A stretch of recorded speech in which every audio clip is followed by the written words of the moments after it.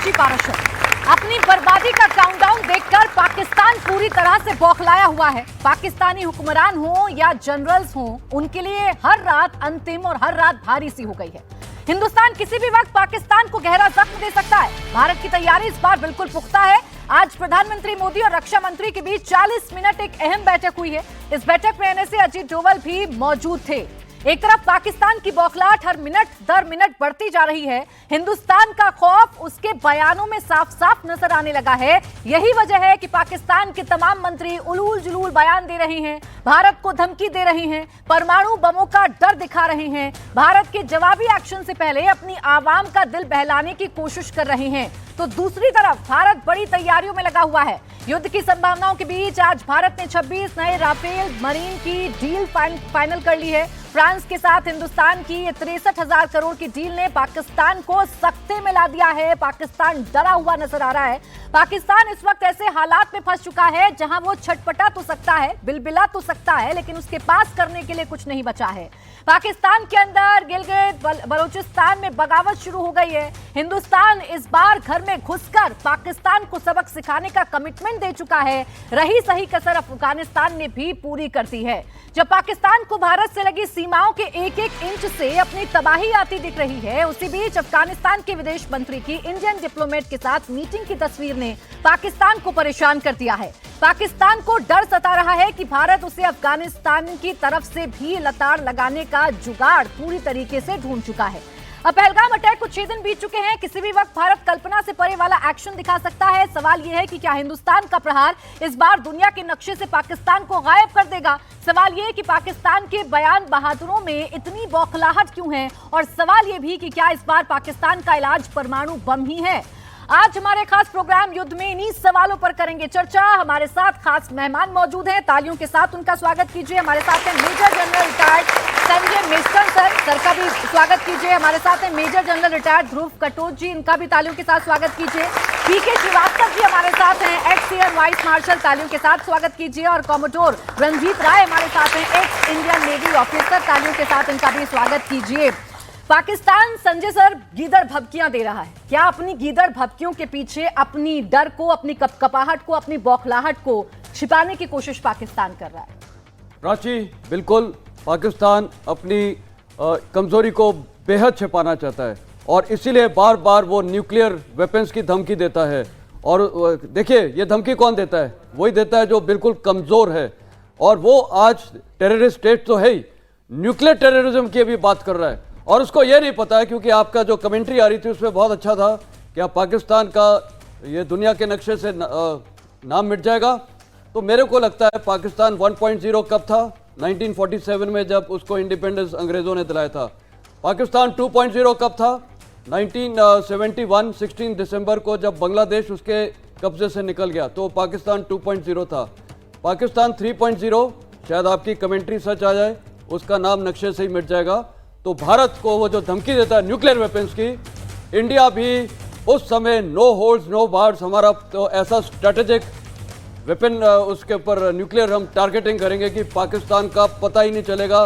और वो जो आज बकवास कर रहे हैं, sorry to use that word बकवास, जो उनके नेता हैं, उनको जिस दिन ये पता चलेगा कि भारत करने वाला है, सबके सब भाग जाएंगे, अपनी लोगों को मरने के लिए छोड़ेंगे। भागना शुरू हो गया है। बिल्कुल। जो मुनीर हैं, जो अपने बयानों से इतनी बौखलाहट पैदा करने की कोशिश करते हैं, अपने परिवारों को विदेश भेजना शुरू कर दिया है संजय जी उन्होंने। बिल्कुल, और वो सारे भागेंगे। देखिए, उनकी फौज में बगावत हो रही है, लोगों में बगावत हो रही है। पाकिस्तान सेना तो अभी देखिए, भारत ने जितना भी अभी तक कार्रवाई की है, सैन्य एक्शन तो हुआ ही नहीं है।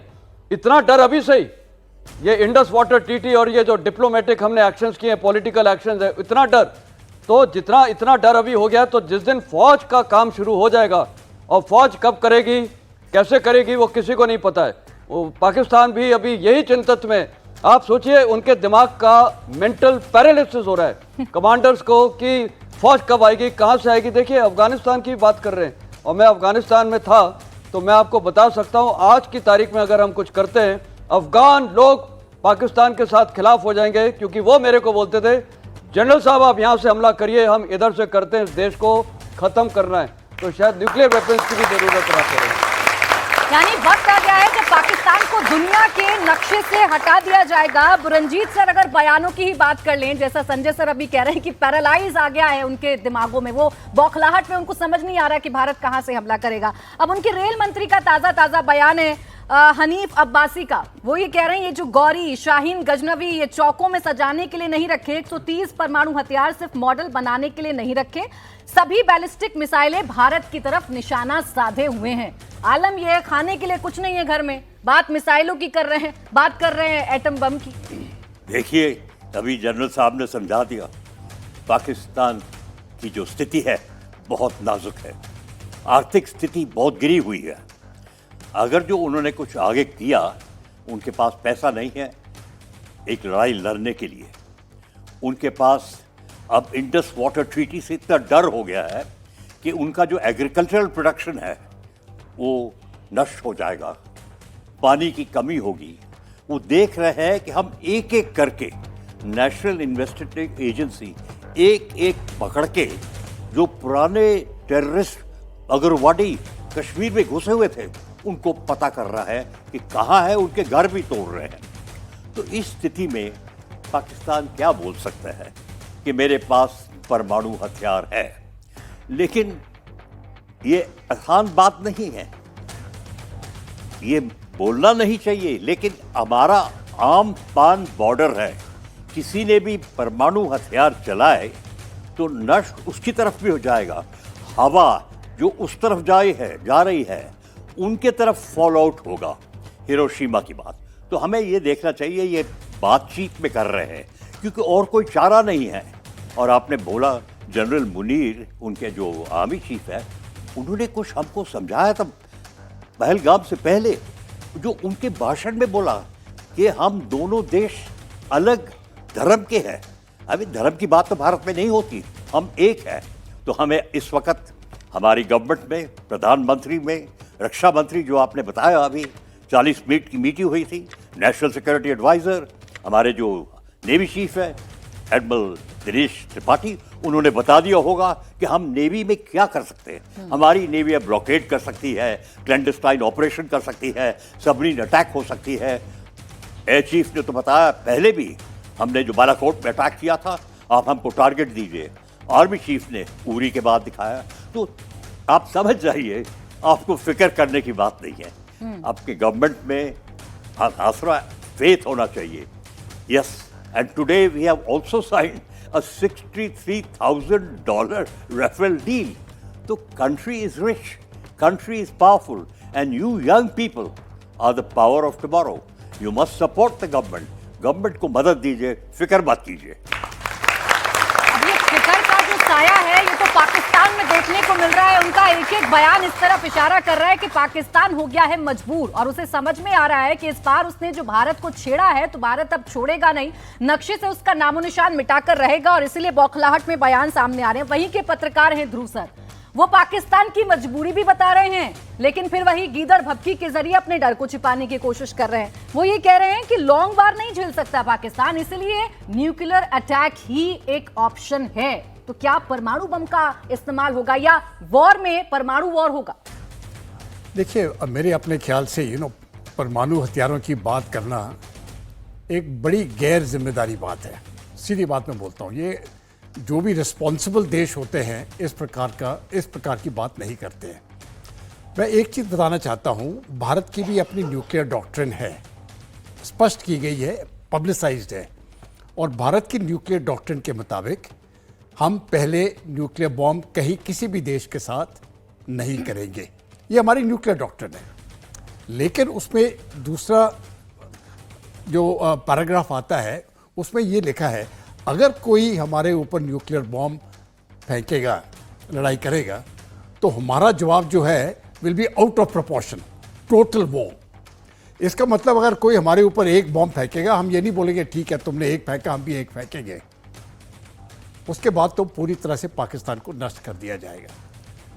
हम उस रास्ते पे नहीं जाएंगे। लेकिन फ़र्ज़ करो इस प्रकार का अगर पाकिस्तान में उन्होंने बात की है और कोई उनके जनरल्स में या कोई उसमें उतना पागलपन आ जाता है और उन्होंने न्यूक्लियर हथियार का इस्तेमाल कर दिया, तब मैं आपको यकीन दिलाता हूँ पाकिस्तान में 20 करोड़ पाकिस्तानी खत्म हो जाएंगे, जीरो पॉपुलेशन हो जाएगा उनका। वो होता है मैसिव रिटेलिएशन। तो मुझे लगता है कि ये बड़ी इररिस्पॉन्सिबल बात हो रही है। वो किसी तरह से भारत को न्यूक्लियर ब्लैकमेल करने की कोशिश करते हैं, लेकिन फर्क इतना है, अभी भारत मजबूत देश है। कॉमोडोर साहब ने अभी बता दिया है, भारत मजबूत देश है, पॉलिटिकल लीडरशिप मजबूत है, और पॉलिटिकल लीडरशिप का हेड जो है वो नरेंद्र मोदी है। मोदी है तो मुमकिन है कोई चीज़ जो भी करना है वो हम करेंगे, हम अपने टाइम पे करेंगे।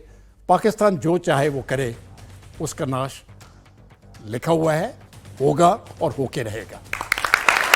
यानी ताबूत में आखिरी कील ठोकने का जो वक्त है वो आ चुका है। और श्रीवास्तव सर, ना आप अपने आवाम को खाने के लिए दे पा रहे हैं, आप आटा, चावल, चीनी तो मुहैया नहीं करवा पा रहे हैं, पानी आपका भारत ने बंद कर दिया है, और बातें इतनी बड़ी बड़ी जैसे ना जाने क्या हासिल कर लिया है। प्राची, बातों का क्या है? बातें तो सभी कर सकते हैं, लेकिन जरा बातों के उसके रवैये को देखिए। जिसको जो बात करनी चाहिए वो नहीं करता है। रेल मंत्री रक्षा की बात करता है, रक्षा मंत्री कहता है हम तो आतंकवादी थे 30 साल तक, क्योंकि वेस्ट ने हमें बनाया था, हम तो बहुत भोले भाले थे, अब हमने छोड़ दिया ये सब कुछ। अब हम कैसे मान लें आपने छोड़ दिया? लेकिन जहाँ तक रही बात इसकी कि इस धमकी का क्या असर भारत के ऊपर हो रहा है, बिल्कुल नहीं। ये मैं अपने नौजवानों को बताना चाहता हूँ यहाँ बैठे हुए, और बाहर के जो साथी लोग सुन रहे हैं, इस धमकी को कोई भी हमारे सिक्योरिटी डिस्पेंसेशन में कोई भी मुहैया नहीं कर रहा है, कोई भी इसको महत्व नहीं दे रहा है, क्योंकि उसका कोई मतलब ही नहीं है। मतलब है कि हम क्या करेंगे, कैसे करेंगे, चर्चा उस पर हो रही है। ऐसे कौन से टारगेट्स हैं जिसको हम वो करेंगे, ग्लोबल इंगेजमेंट क्या होगा, ग्लोबल प्लेटफॉर्म से जो बाकी हमारे फ्रेंडली नेशंस हैं उनसे हम कैसे रिश्ते इस्टेब्लिश करेंगे, वॉर अगर हम करते हैं तो सस्टेन कैसे करेंगे, जो हमारी अगर लिमिटेड वॉर होती तो उसको कंडक्ट करने के लिए क्या पोटेंशियल होगा।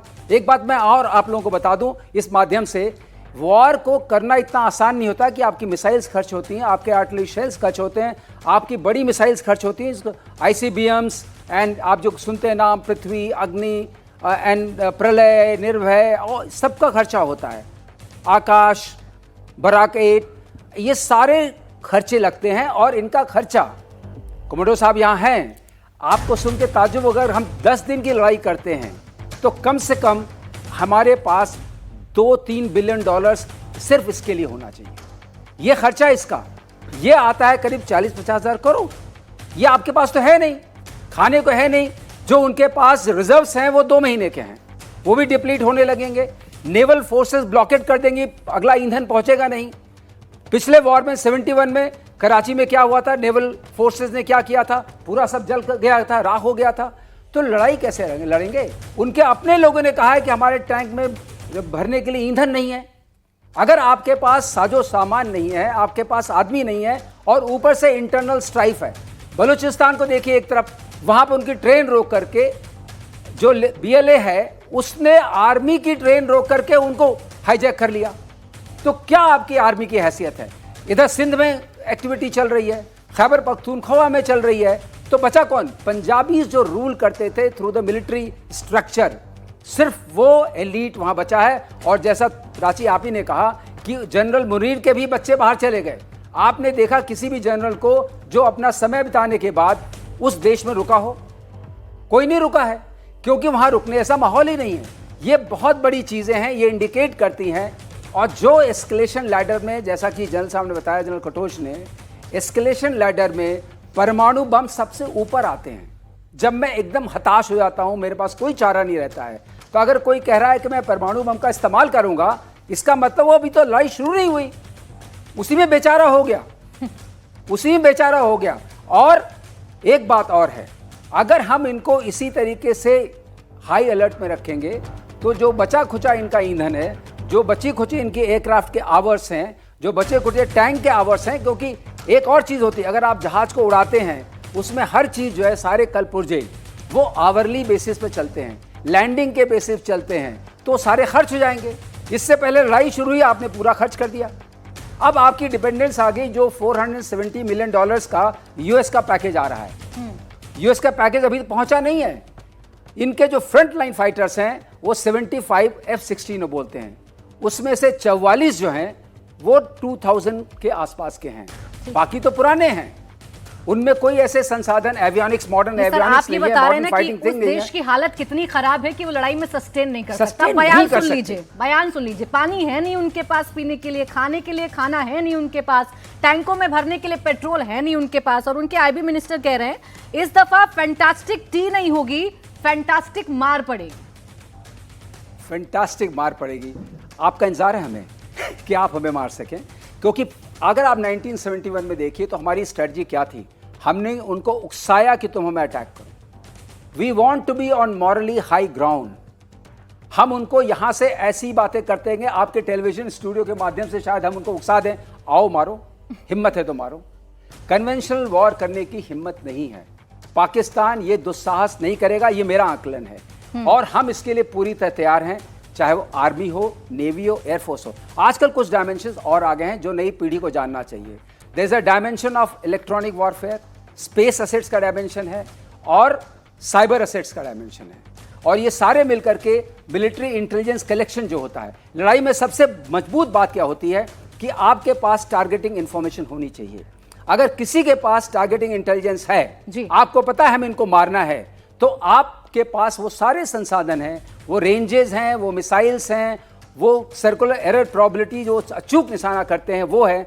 बिना कोलैटरल डैमेज के हम इनको वहीं पर मार सकते हैं और हमें उनके पास जाने की जरूरत नहीं है। हमारे बियॉन्ड विजुअल रेंज मिसाइल्स हैं। पाकिस्तान जानता है उसकी कमजोरी क्या है और वो ये भी जानता है कि उसने पंगा भारत से लिया है। आपने हमारे 26 निहत्थे टूरिस्ट को मारा है तो भारत कैसे बदला लेगा, ये बस समझ में नहीं आ रहा है पाकिस्तान को। और इसलिए पाकिस्तान बौखलाहट में कभी एलओसी पर फायरिंग करने लगता है, कभी उसके नेता बयान देने लगते हैं। बिलावल भुट्टो साहब, संजय सर क्या कह रहे हैं, सिंधु नदी में या तो हमारा पानी बहेगा या फिर उनका खून बहेगा। अब क्या इतनी हैसियत है पाकिस्तान की कि वो हिंदुस्तानियों का खून बहा देगा? देखिए, ऐसा है, पाकिस्तान का जो है गया ना, अगर मैं हिंदी में साफ लफ्ज़ों में बोलूँ तो उनका आसिफ मुनीर का दिमाग ख़राब हो चुका है। बेसिकली वो अनस्टेबल हो चुके हैं और सारी प्रॉब्लम वहीं से हो। आपको पता नवाज शरीफ ने क्या किया है, क्या बोला है? नवाज शरीफ ने शहबाज शरीफ को बोला है हिंदुस्तान से पंगा नहीं लेना, वो उसका स्टेटमेंट है। आपस में ही वो कंफ्यूजन है। उनकी आर्मी में रेजिग्नेशन लेटर्स चल रहे हैं, यंग ऑफिसर्स बगावत पे आ रखे हैं, जवानों का मोराल लो है। ये क्यों हो रहा है? वहाँ की लीडरशिप कंफ्यूज है, वो लीडरशिप को पता नहीं है।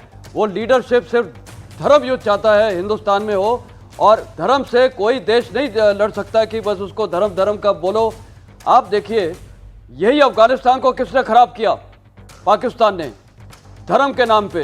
ये अफगानिस्तान 60-70 में मॉडर्नाइज कंट्री थी, बहुत एडवांस थी, और आज पाकिस्तान को सबसे बड़ा डर यही सताता है कि इधर से हिंदुस्तान अटैक करेगा, उधर से अफगानिस्तान अटैक करेगा, और साथ में आज तो बलूचिस्तान लिबरेशन आर्मी खड़ी है। तो पाकिस्तान की लीडरशिप जो मैंने बोला उसका पैरालिसिस हो गया दिमाग का, और यही उनकी प्रॉब्लम है। तो बिलावल भुट्टो अंग्रेजी बहुत अच्छी बोलते हैं, बड़ी स्टाइल के साथ बोलते हैं, लेकिन वो बोलने के लिए अच्छी लगती है। ऑन ग्राउंड मैं बोलता हूं उनको आज ओपन भारतीय सेना के साथ लड़ना है। आइए सामने, टेररिस्ट के जैसे नहीं जो हमारे बेचारे सिविलियंस को मार दिया, जो अनाम सिविलियन टूरिस्ट थे। ये तो मैं कायर पूर्वकता हरकत करते हैं जो ये हमास ने किया था वहां पर 7 अक्टूबर को। ये कोई हरकत है? सोल्जर्स फाइट आमने सामने, क्यों नहीं लड़ाई करने के लिए वो तैयार हैं?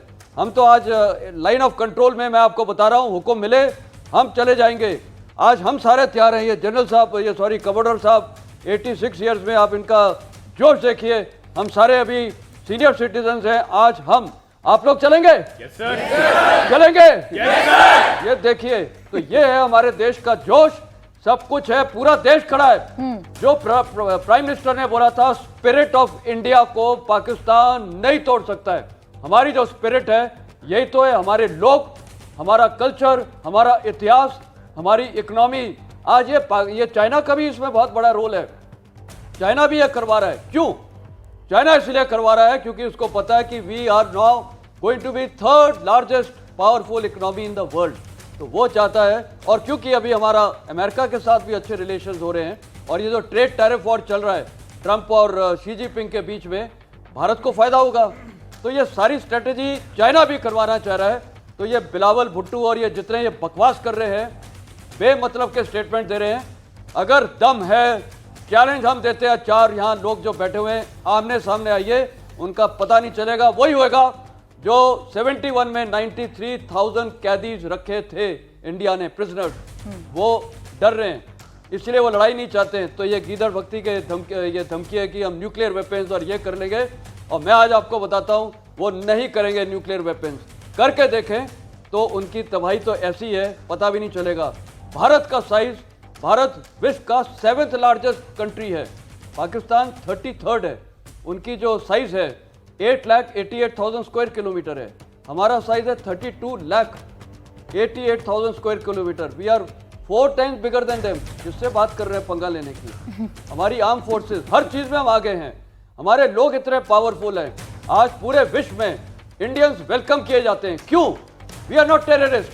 पाकिस्तान को आज दुबई जैसी कंट्री में भी ये स्किल्ड वीजा वर्कर्स नहीं मिल रहे हैं, क्योंकि मिडिल ईस्ट ने भी रियलाइज कर लिया है हमें ये टेररिस्ट नहीं चाहिए।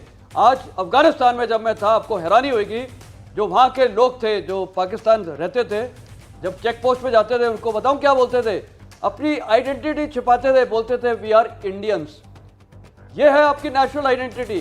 दूसरे देश में आपको बोलते हैं हम इंडियन हैं, और एक दिन आएगा प्राची, आप देखिएगा वहाँ के लोग इतने दुखी हो चुके हैं कि भारत का झंडा लोग वहाँ कैरी करके शायद मूव करेंगे। वो आसिफ मुनीर को दिखाएंगे हम पाकिस्तानी नहीं है, इंडियन है, क्योंकि खून तो हमारा वही है। ये तो नहीं, और इसीलिए शायद आवाम में थोड़ी जान फूंकने की कोशिश इन बयानों के जरिए की जाती है, इसीलिए ऐसे बड़े बड़े बयान दिए जा रहे हैं, क्योंकि पाकिस्तान के बस में तो कुछ है नहीं। चुनौती लगातार हिंदुस्तान की तरफ से उसे मिलती रही है, हिंदुस्तान छेड़ता नहीं है, लेकिन अगर आपने छेड़ा है तो फिर आपको भुगतना पड़ेगा। आपको अंतिम पैरामीटर तक जाकर इसके जो परिणाम हैं वो भुगतने होंगे, और ये पाकिस्तान बखूबी जानता है। और इसलिए रंजीत जी, बड़ी अहम बात संजय सर ने कही, ये कायरों की तरह आप निहत्थे मासूम टूरिस्ट को निशाना बना रहे हैं। क्या इतनी हिम्मत नहीं है पाकिस्तानी सेना में, या औकात नहीं है पाकिस्तान की कि वो आए और सेना के साथ लड़े ना? आप हमारे सोल्जर्स के सामने उतरिए, हमारे जवानों के सामने उतरिए। तो क्या ये हिम्मत खो चुका है पाकिस्तान अब? देखिए, हमको ये बयान सहने पड़ेंगे। हर एक लीडर अपनी पॉलिटिकल पार्टी, तो बिलावल भुट्टो, उसको कुछ तो स्टेटमेंट बनाना था, तो जो स्टेटमेंट बना दिया कि अगर जो आपने पानी रोका तो हम खून की नदी बहा दे दी, तो आपको बोलना पड़ेगा। लेकिन 2-3 बातें आपने जनरल साहब, एयर मार्शल साहब से सुना है। एक माहौल जो है इंटरनेशनल है, जियोग्राफी, भूगोल बहुत बड़ी चीज होती है। अब पाकिस्तान की हालत है, उन्होंने कोशिश की बांग्लादेश के साथ दोस्ती की, अरे दे कैन नॉट ओवरफ्लाई, कैसे जाएंगे बांग्लादेश? उनकी फॉरेन मिनिस्टर की मीटिंग कैंसिल हो गई, उनको जाना पड़ेगा कोलंबो, कोलंबो से हवाई जहाज लेना पड़ेगा बांग्लादेश। है, हमारी फ्लाइट्स उन्होंने कैंसिल की, लेकिन उन्होंने पता नहीं क्या कर रहे हैं, क्योंकि इस स्थिति में उनके कॉन्वॉय बलूचिस्तान में अटैक हो गए। इसका मतलब बलूचिस्तान में आर्मी बहुत डरी हुई है उनकी, तो बलूचिस्तान उस तरफ हो गया। जियोग्राफी, जनरल साहब ने बताया, अफगानिस्तान, तालिबान भी प्रेशर लगा रहा है। हर एक देश फायदा लेता है। There are no permanent enemies और permanent friends, there are only permanent interest. अब ये होना चाहिए, हर एक देश, चाइना की बात की, अभी मीडिया में आ गया है कि उन्होंने कम्युनिकेशंस कैसे की। जो आए थे पहलगाम में, कम्युनिकेशन इज वेरी इंपॉर्टेंट। आप जो एक विदाउट मोबाइल 1 घंटे के लिए नहीं आप रह सकते। उनको चाइनीज ऐप्स मिले थे। तो हमको ये पूरा विश्वास होना चाहिए हमारी लीडरशिप में कि हमने तो आप लोगों, हम जो है रिटायर्ड, हम आपको बता दिया कि हमारे देश में ऐसी शक्ति है। चाइना हमारी नेवी से भी डरता है। लिखा हुआ है कि देखो, अगर जो महासागर, भारत महासागर में आए, Indian ocean, the Indian navy is too strong, articles लिखे हुए हैं। हाँ, इंडो पैसिफिक में चाइना तगड़ा है और वो उसकी टक्कर है अमेरिका के साथ। तो लेकिन हमको ये सहना पड़ेगा, लीडर स्टेटमेंट्स बनाते जाएंगे, बट मुझे विश्वास है आपने जो सुना इस तरफ से, nuclear war, a leader can not take an easy decision. उनको दबाव है अमेरिका का, चाइना का दबाव है। आप मान लो ये बात को कि हर एक लीडर ऐसा नहीं है, बट स्टेटमेंट्स होती जाएगी। आपको डराते रहेंगे, लेकिन वो आपको सहना पड़ेगा। भारत एक शक्तिशाली देश है, हम सह सकते हैं इसको। हम सह भी सकते हैं और फिर हम जैसे कह रहे हैं हम लगातार कि मैप से पाकिस्तान को हटाने का भी जो मादा है वो भारत ही रखता है और ये बात पाकिस्तान बखूबी जानता है। अगर कंफ्यूजन की बात कर लें ध्रुव सर, तो एक तरफ पाकिस्तान है, पाकिस्तान के नेता हैं या पाकिस्तान के जो छोटे छोटे लोग हैं वो ये कह रहे हैं कि न्यूक्लियर वॉर हो जाएगा, हम बैठे नहीं हैं, हमारी मिसाइलों के जो निशाने हैं वो भारत की तरफ है। दूसरी तरफ आप ये कहते हैं कि हम सबूत हमें दे दीजिए, हम डायलॉग के लिए तैयार हैं, हम इंटरेक्शन के लिए तैयार हैं, हम ट्रांसपेरेंसी के लिए तैयार हैं। तो ये तो साफ दिखा रहा है ना कि चोट से पाकिस्तान डरा हुआ है, बौखलाहट तो है, सहमा हुआ है पाकिस्तान। देखिए, पाकिस्तान बिल्कुल डरा हुआ है और कई कारण है इसके। सबसे पहले क्योंकि प्रधानमंत्री ने, तो हमारे प्रधानमंत्री ने एक स्टेटमेंट दे दिया कि जिसने भी ये किया है, जिसका हाथ है, जो टेररिस्ट थे उनको तो हम खत्म कर देंगे, आज नहीं तो कल उनकी मौत लिखी हुई है। लेकिन जो उनके पीछे थे, और उनके पीछे 3 आदमी हैं, उनके प्रधानमंत्री शहबाज शरीफ, उनके सेना अध्यक्ष और उनके DGIS है, उनका भी खात्मा लिखा हुआ है। तो इस पर तो कोई शक नहीं है। लेकिन इसके ऊपर पाकिस्तान के जो अपने प्रॉब्लम्स हैं वो बहुत ज़्यादा हैं। उनकी इंटरनल सिक्योरिटी के प्रॉब्लम्स आप सुन चुके हो, बलूचिस्तान में हो, खैबर पख्तूनख्वा में हो, गिलगित बाल्टिस्तान में हो, उनके बहुत प्रॉब्लम्स चल रहे हैं और लाखों की तादाद में उनकी सेना वहाँ पर डिप्लॉयड है इस समय पर। दूसरा, उनकी इकोनॉमिक हालत बहुत खस्ती है। पेट्रोल का दाम, चीनी का दाम, दूध का दाम बहुत ऊपर चढ़ता जा रहा है। लेकिन सबसे ज़्यादा जो तीसरा मामला है जिसको वो सुधार नहीं सकते अभी तक, वो है इनकी पॉलिटिकल इंस्टेबिलिटी। इस समय पर पाकिस्तान का सबसे पॉपुलर लीडर जिसको कहते हैं, बेशक वो मेरी अपनी नज़रों से काफ़ी इनकॉम्पिटेंट है, वो है इमरान खान।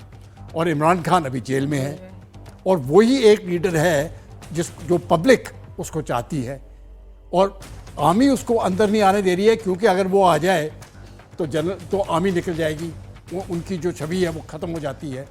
तो ये पाकिस्तान के अंदरूनी प्रॉब्लम्स इतने हैं, वो अभी बाहर की तो बात ही छोड़ो, अगर वो अपने अंदर के प्रॉब्लम्स भी सेटल करने की कोशिश करेंगे वो नहीं होंगे उससे। तो मुझे लगता है कि अगर पाकिस्तान नहीं सुधरेगा और भारत इसके ऊपर एक्शन लेगा तो आप देखिए सबसे पहले क्या होगा, आपस की फूट में ये देश जो है ये टूटना शुरू हो जाएगा। ये 4 हिस्से होने वाले हैं, इसके कब होते हैं अब आगे वाला समय दिखाएगा, लेकिन इसके 4 हिस्से होना मुझे लगता है निश्चित है। आप ये कह रहे हैं कि पाकिस्तान टूटेगा और 4 हिस्सों में बटेगा। और मैं 4 हिस्से बता भी देता हूँ।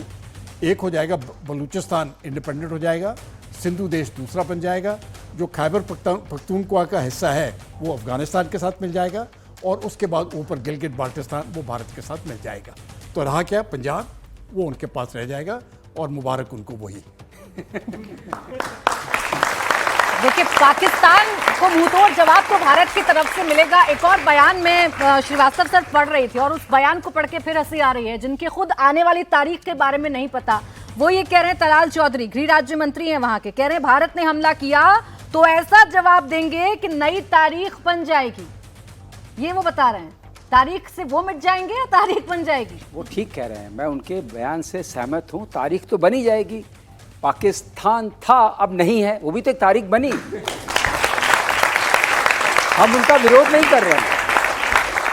आपको हम बताएं प्राची जी और अपने यंगस्टर्स को, मसाला पूरा तैयार है, चाहे बलूचिस्तान में हो, चाहे सिंध में हो, खैबर पख्तूनख्वा में हो, बाल्टिस्तान में हो, मसाला पूरा तैयार है। आपको थोड़ी सी चिंगारी लगानी है, हमें और कुछ नहीं करना है और उसके लिए हम समर्थ हैं। अगर ये सोचते हैं सिर्फ कोवर्ट ऑपरेशंस करना इनको आता है, हम कहते नहीं हैं, लेकिन होगा, जो होना है वो होगा।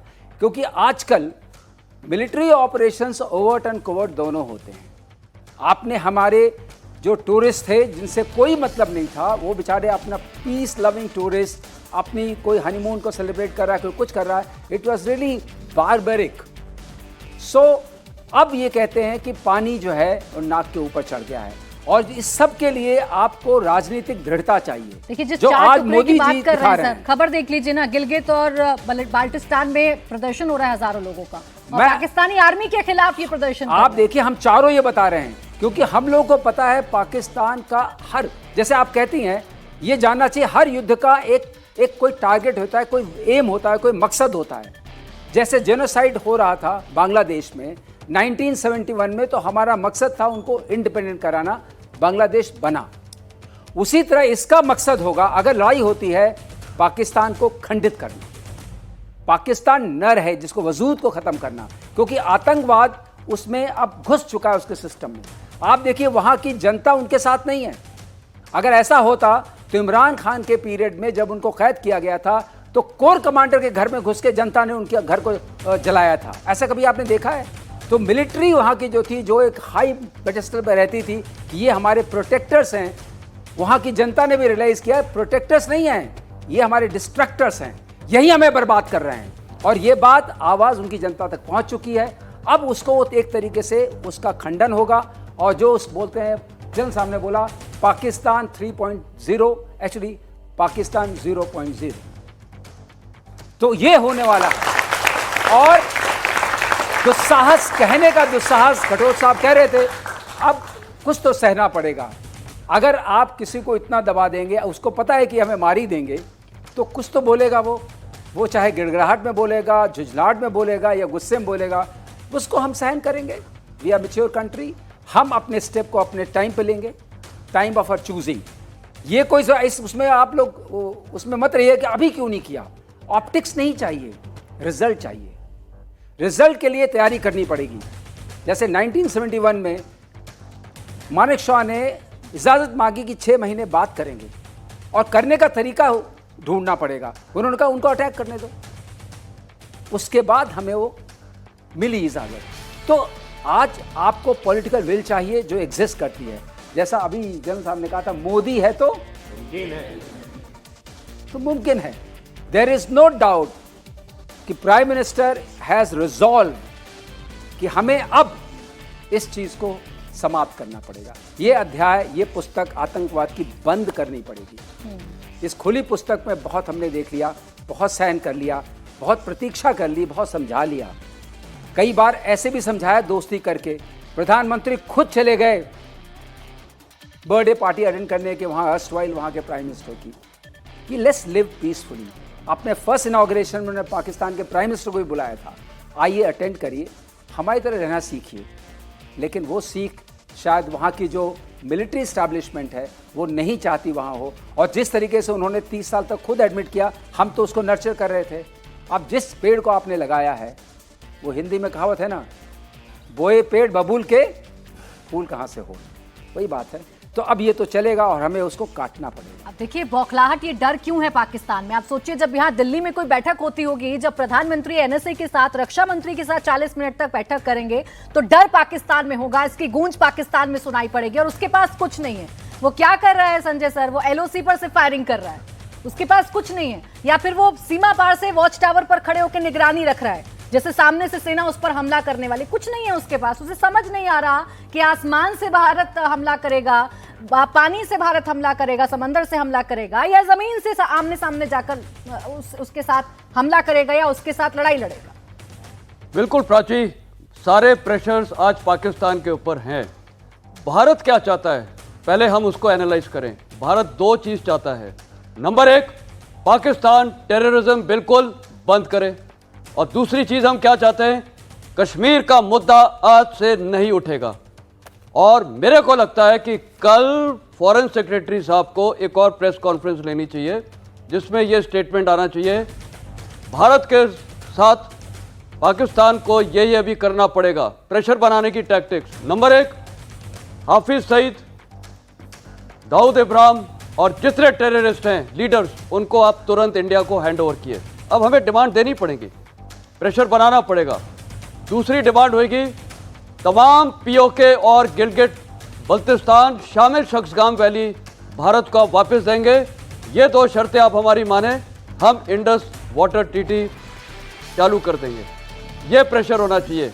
और तीसरा होना चाहिए, जिस प्रकार प्रेसिडेंट ट्रंप ने एक चार्ट नहीं दिखाया था वो वहाँ पर टैरिफ्स का, भारत को एक नक्शा बना के नक्शे पे दिखाना चाहिए कि भारत और अफगानिस्तान के बीच का जो बॉर्डर है और पाकिस्तान का, या पाकिस्तान के बीच में और अफगानिस्तान के बीच में वो है पुराना बॉर्डर 1893 से पहले।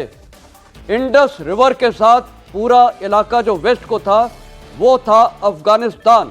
आप सब मैप में देखना 1893 से सर पहले अपनी ये बात था। पूरी कीजिएगा, लेकिन इनको जवाब देना जरूरी है। अभी जो ये खबर आई है कि पाकिस्तानी सीनेटर वो ये कह रहा है कि आप पानी रोकेंगे तो हम दरिया बहा देंगे खून का, एक जवाब इनके लिए जरूर संजय सर। मैंने तो जवाब दे दिया कि सबसे बड़ी चीज तो ये करो, उनसे सब कुछ वापस मांगो। एनीवे अगर नहीं है, देखते कितनी हिम्मत है उनका। एक वो जो तहुआ राना बोल रहा था ना, Indians deserve it, Pakistan army and ISI they deserve it, we will sort them out. बहुत हो गया। हम हिंदुस्तान ने कितने सालों से, 40 साल से पाकिस्तान की टेररिज्म को झेल रहे हैं, अब नहीं झेलेंगे। ये वक्त आ गया है भारत को और भारत की तमाम जनता को, जो प्राइम मिनिस्टर ऑफ इंडिया ने भी बोला है, हम एकजुट होकर पाकिस्तान को मुंह तोड़ जवाब देंगे। और मेरे ख्याल ये मैप पे भी अभी ये चेंज करना चाहिए। वो हमारा हर चीज दिखा सकते हैं, हमको अफगानिस्तान को अब चेंज करना पड़ेगा। वो मैप पे इंडस वैली, वो जो इंडस रिवर के वेस्ट का पूरा वो पुराना मैप दिखाइए। क्यों नहीं कर सकते हम? किसकी रोक है? इंडिया को अब करना पड़ेगा और प्रेशर बनाना पड़ेगा। कल ये दूसरा प्रेशर और तीसरा प्रेशर तो है ही। हमारे मिलिट्री ऑप्शन सारे खुले हैं, जो उनको बिल्कुल सतारी है। जो आपने बोला एलसी में भी, ये वो हर जगह कंफ्यूज्ड है वो। तो पाकिस्तान को स्टेट ऑफ कंफ्यूजन रखना है, divide the attention of the enemy leaders so that they are confused. और वो कंफ्यूजन दिखाई भी पड़ रहा है। लेकिन संजय सर, सबसे बड़ी चोट क्या होगी पाकिस्तान के लिए? क्योंकि उसका बेशर्म चेहरा, डिनाइल मोड में रहने वाला चेहरा, आतंकवाद पर एक्सेप्टेंस ना रखना, हालांकि उनके रक्षा मंत्री ने हाल ही में एक्सेप्ट किया है, लेकिन अभी भी अगर हाफिज सईद पर सवाल पूछ लें तो गोल हो जाएंगे, सैफुल्लाह पर सवाल पूछ लें तो गोल हो जाएंगे। ऑप्शन क्या है? हमने आकाश से हमला कर दिया, हमने सर्जिकल स्ट्राइक कर दी, अब कहां चोट करें जो पाकिस्तान और बिलबिला उठेगा? देखिए, मैंने आपको बोला लास्ट ऑप्शन तो मिलिट्री ऑप्शन है ही, लेकिन एक और जो बोलते हैं सबसे बढ़िया चोट बताऊं पाकिस्तान को क्या लगेगी? पूरा भारत की जो यूनिटी है वो तो उनके लिए डिजास्टर स्पेल करती है, लेकिन उससे बड़ी चोट, सबसे बड़ी चोट है पाकिस्तान की जनता, पाकिस्तान का अवाम, पाकिस्तान के लोग अपनी सेना के खिलाफ खड़े हो। जो आज से 2 साल पहले उनके कोर कमांडर के घर जलाए गए थे, उनके मिलिट्री बेसिस, एयर बेसिस पे टारगेट किया जाएगा हुआ था, वो लोग आज अगर यही करते हैं, इसलिए मैंने बोला था एक पासिंग स्टेटमेंट, हिंदुस्तान का झंडा वहां का लोग अगर लहराने लगे, हो सकता है वो सबसे बड़ी चोट हो जाएगी। आप सोचिए, आपके लोग अपनी फौज के अगर खिलाफ हो जाते हैं, सबसे बड़ी चोट पाकिस्तान के लिए वो होगी। और वो भारत के पास बड़े तरीके हैं करवाने के, बहुत ज़्यादा तरीके हैं। सारे प्रेशर जो हमने लगाए हैं इंडस वैली, कल मैं बोल रहा हूँ एक और ये प्रेशर मारो, सारे प्रेशर मारो। आर्मी तो लास्ट रिजॉर्ट है, वो तो हमको जब करना चाहिए जब सारे ऑप्शंस हमारे खत्म हो जाते हैं। प्रेशर बनाओ हर डायरेक्शन से, अफगानिस्तान, बलूचिस्तान, हर जगह से प्रेशर करो। और आज पूरा इंटरनेशनल सपोर्ट भारत के पास है, पहली बार है। इंदिरा गांधी को जब 71 वॉर करना था, ये हेनरी किसिंगर और निक्सन खिलाफ थे, उन्होंने यहाँ तक उसको बोला था she is a bitch. China उनके खिलाफ थी। आज तो पूरा विश्व हमारे साथ खड़ा है, शामिल मिडिल ईस्ट देश। इससे अच्छी विन विन सिचुएशन भारत के लिए है ही नहीं। Pressure mount, keep mounting pressure, pressure के प्रेशर, रोज प्रेशर बनाओ। मिलिट्री ऑप्शन तो लास्ट प्रेशर है, वो तो पहले ही वो उनको घुटनों पे लेके आना चाहिए। प्राची, बिल्कुल, पाकिस्तानी सेना हमारी एक एक इंच जमीन की रक्षा करेगी, शहबाज शरीफ कह रहे हैं। वो पाकिस्तानी सेना, रंजीत सर, जहां अभी इस्तीफों की झड़ी लगी हुई है, एक के बाद एक जो उनके सेना के लोग हैं वो छोड़कर जाना चाहते हैं। जनरल मुनीर अपने परिवार को विदेश भेज चुके हैं, वो भी अभी कहाँ है नहीं पता है। वो ये कह रहे हैं कि हमारी जमीन की रक्षा करेगी। या तो उनको भरोसा नहीं है, वो खुद को भरोसा दिलाना चाह रहे हैं, तभी ऐसे ऐसे बयान आ रहे हैं, या वो जानते हैं कि इस बार पंगा महंगा पड़ेगा। बिल्कुल आपने समझा दिया। अगर जो सच है, जनरल मनूर ने अपनी फैमिली को भेज दिया अब्रॉड, आई मीन जनरल साहब ने भेज दिया, तो पाकिस्तान में कुछ डर है। तो आपको ये भी है कि जो हमारी सोशल मीडिया है और ये भी जो प्रोग्राम हो रहा है वो देख रहे हैं यूट्यूब पे, ये दिखाई देगा उनको, तो उनको भी पता चल रहा है। सर पब्लिक, एक मिनट रोक रही हूँ, पाकिस्तान में क्या चल रहा है वो जल्दी से एक बार फिर से दर्शकों को बता देते हैं। पाकिस्तान ने अपनी संसद में फिर झूठ बोला। नवाज शरीफ की पार्टी के सांसद का बयान, एक FIR पर पाकिस्तान को मुजरिम बताया गया, पाकिस्तान को बेवजह कटघरे में खड़ा किया जा रहा है, ये पाक सांसद की तरफ से कहा गया है। सुनिए जरा। पहलगाम की तरफ आता हूँ। ये वो सियाहती मकाम है भारत का जहाँ बहुत कसरत से सयाह आते हैं। और ये कोई दूर दराज का ऐसा इलाका भी नहीं है जो अप्रोच से बाहर है। सड़कें जाती हैं, सयाह जाते हैं, बाज़ार हैं, पार्क्स हैं, तफरीगाहें हैं, शॉपिंग सेंटर्स हैं, वहाँ पे एक वारदात होती है। और वो वारदात कैसे होती है? दिन दिहाड़े होती है। और लतीफ़ा ये है जनाब चेयरमैन कि 10 मिनट नहीं गुजरे, अभी उनकी लाशें तड़प रही हैं वहाँ पे और ज़ख्मी पड़े हुए हैं। एक FIR दर्ज हो जाती है जिसमें मुजरम आला जो है वो पाकिस्तान है, पाकिस्तान कटहरे में खड़ा हो जाता है। ना कोई तहकीक है, ना कोई तफ्तीश है, ना कोई सबूत है, ना कोई शवाहिद हैं, ना कोई किसी तरह की कोई ऐसी इंडिकेशन है कि जिसमें पाकिस्तान मुलव्वस है। कैसे पाकिस्तान मुलव्वस है? तो पाकिस्तान का ये पैटर्न, इतनी हिम्मत पाकिस्तान में नहीं है। पहले हमले करेगा, कायराना करतूत को अंजाम देगा, निहत्थे लोगों को मारेगा और उसके बाद डिनायल मोड में चला जाएगा। हमने कुछ नहीं किया, आतंकवाद हमारे यहाँ नहीं है, सब कुछ पाकिस्तान की तरफ से कहा जाएगा और पाकिस्तान एक बार फिर से वही कर रहा है। सर, अब अपनी बात कंप्लीट करिएगा। लोग यहाँ पर हैं, ये भी कुछ सवाल पूछना चाह रहे हैं, ये भी जानना चाह रहे हैं कि हिंदुस्तान कैसे अपना बदला पूरा करेगा। किसका सवाल है? हाथ खड़े कर लीजिए। जय हिंद सर, मेरा नाम सात्विक शर्मा है and I belong to the state of Jammu and Kashmir. Sir, हमारी प्रॉब्लम ये है कि हमने उरी के बाद सर्जिकल स्ट्राइक करी, हमने एयर स्ट्राइक करी, हमने जवाब दिए, लेकिन ये लोग समझते नहीं है। इन्होंने फिर से पहलगाम में हमला कर दिया। अब सर, एक ऐसा क्या परमानेंट सोल्यूशन निकल सकता है, एक ऐसा क्या परमानेंट सोल्यूशन होगा कि जिससे पाकिस्तान रुक जाए? हम नहीं चाहते सर रोज़ हमारे 20, 27, 28, 30 लोग मारे जाएं, जवान मारा जाए, हमें बुरा लगता है। तो सर, एक ऐसा क्या परमानेंट सोल्यूशन होगा, एक ऐसी क्या मिलिट्री को चीज़ करनी चाहिए इंडिया की तरफ से जिससे ये टेररिज्म जो है वो परमानेंटली खत्म हो जाए? Thank you sir. देखिए, जम्मू कश्मीर की सर यही आवाज है ना जिससे शायद पाकिस्तान बौखला जाता है। आज जम्मू कश्मीर के लोग खड़े होकर ये कह रहे हैं कि हमें नहीं चाहिए, बंद करिए, और शायद इसी वजह से पाकिस्तान बौखलाता है। नहीं, देखिए, आपने जो सवाल किया मुश्किल है। एक कहावत है कि कुत्ते की दुम को आप काट भी दो फिर आए तो कुत्ते। तो इस हालत में मुझे बुरा लग रहा है ये बात करने में। और कभी चोर मानता है कि मैंने चोरी की, अब वो हालत है पाकिस्तान की। और देखिए, अभी जो आपने सुना कि मानेंगे नहीं, लेकिन ये है कि जो स्थिति है, देखिए जल्दी हड़बड़ में कुछ नहीं करते।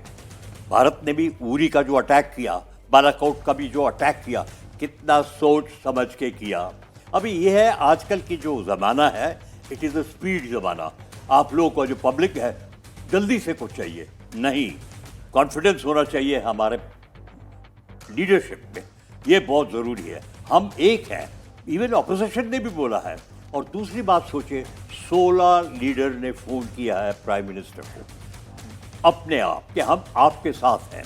अब हमने मेरे ख्याल नोटिस भी दिया है बीबीसी को। बीबीसी लिखता है इंडिया कंट्रोल्ड कश्मीर। मेरे ख्याल मैंने ऑफिशियल पहली दफा, अल जजीरा भी लिखता है इंडिया कंट्रोल्ड।